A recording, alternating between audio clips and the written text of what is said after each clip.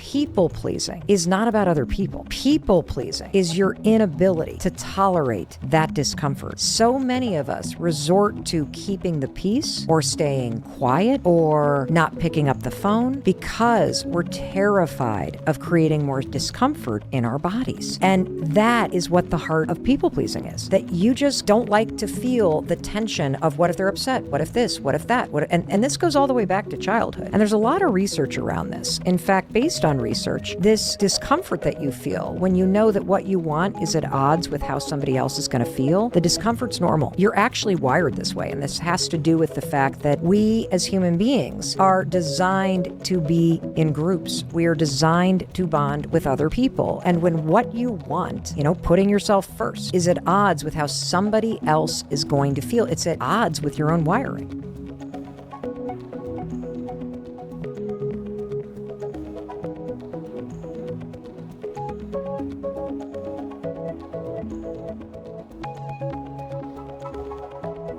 I remember going to the doctor, and the doctor said, your organs are running at about 7%. He said, you're gonna die if you keep going like this. And I remember going to the network and saying, look, I can't do this anymore. I have to leave. And the CEO was like, mate, can you just do one more year? Just one more year, just for me, mate, just for me.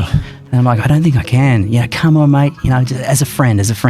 So then you go, okay, I'll give you one more. And then you get to the end of that year. Come on, mate, just one more. Can you do another one?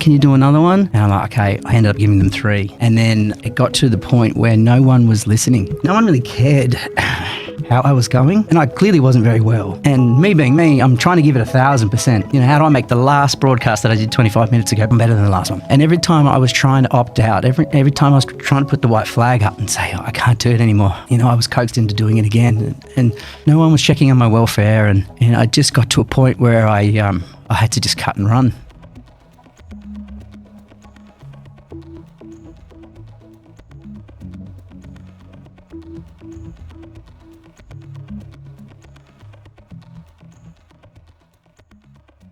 When I set a boundary, I am giving myself the opportunity to show up in the parts of my life that I genuinely care about. So when I say yes to these things, it means that I'm saying no most often to the people that we care about the most. Yeah, so if you say yes to something you don't want to do, that at some point is a no to whoever's important to you, because you won't have that time with them, And that no doesn't look like a really overt no. What it looks like is I've spent all day saying yes to people, giving to people, dropping things, going above and beyond at work, doing volunteer things at the school, responding to someone's text message, all this sort of stuff. Say yes.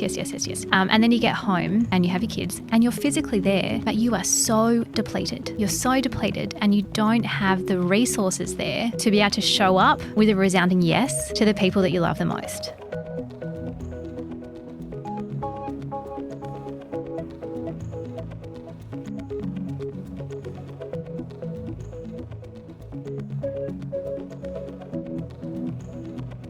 I think saying no well really comes from knowing your why and really being grounded more in your experience than the other person's. The reason it's hard for someone to say no is because they've actually already vacated their body. Here we are on Monday, but let's say you ask me, hey, can you do Monday at 3:30? I'm like, oh, I really can't for whatever reason. Oh my God, what is Tim going to think about me? And is Tim going to be really upset? What am I going to say when Tim says that that's the only time? And you can't say no from that place because your no and setting a boundary comes from your place of authority.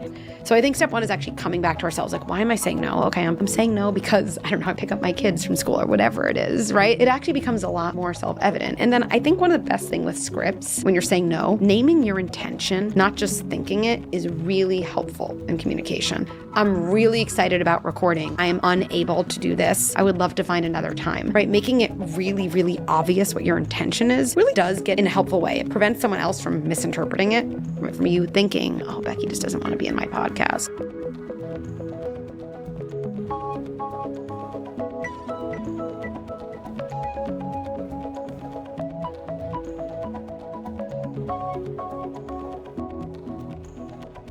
The reason boundaries become hard to hold is because I'm on my side setting a boundary. So maybe it's saying to my mom, oh, you want to come over to see the kids? It doesn't work for us. We have to find another day. That's my boundary. And on your side is your feelings. So if you're my mom, you're upset. Yep. And maybe your version of upset is guilting me. Who knows? What we say to ourselves all the time is, I can't set boundaries guys, I feel so guilty. In my mind, guilt is a feeling you have when you're acting out of alignment with your values. That's why guilt is useful. If I yelled at a taxi, I would feel guilty because that's not in my values to yell at anyone. That guilt would make me reflect. I wonder why I yelled. What could I have done differently? Useful. But it's interesting when people say, I set a boundary with my mom because I just need the alone family time, but I feel guilty. It's not guilt. It's actually life-changing because you're acting in alignment with your values. So then begs the question, what is it? It's our tendency to see other people's distress. And this usually happens in childhood. We learn, we kind of say, I will take your upset and bring it to my body to kind of metabolize it for you. And I will call it guilt, but it's not guilt.